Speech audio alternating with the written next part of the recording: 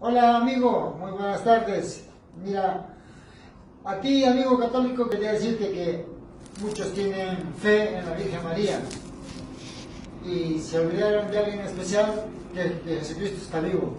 Quiero decirte esta tarde que esto es un material de yeso, un porcelánico que no tiene vida. Es sencillamente yeso.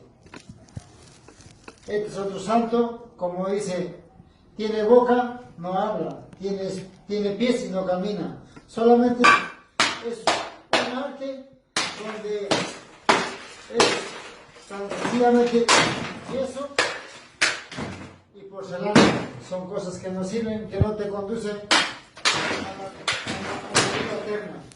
Jesucristo está vivo, Él no ha muerto, Él va a venir pronto. Pero todo esto nos lleva al pecado. Por eso que las enfermedades hoy en día, las enfermedades llevan a mucha gente. ¿Por qué? Porque nosotros, ¿qué hacemos?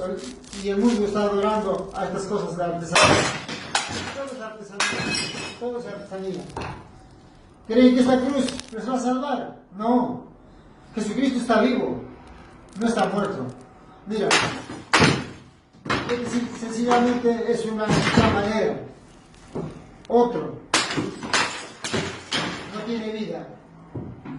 Creen en la Virgen María, creen en José, Jesús, pero no es real lo que nosotros hacemos. Es toda artesanía, todo yeso, no tiene vida. Yo quiero decirte que tú te acerques a Jesús, entrega tu vida a Jesucristo. No dejes de hacer hoy lo que tienes que hacer mañana, porque mañana puede ser demasiado tarde. Viene la enfermedad y te lleva el enemigo, el diablo. Y si no tienes a Cristo en tu corazón, te digo que tú te vas al infierno. Antes, ¿para qué te quieres ir al infierno si Jesucristo está vivo? Entrega tu corazón, dile: Señor Jesús, aquí estoy. Me arrepiento de mis pecados, te reconozco como mi Señor y Salvador. Tan sencillamente, amigo católico, esto no tiene vida, esto es basura. Todo esto es basura.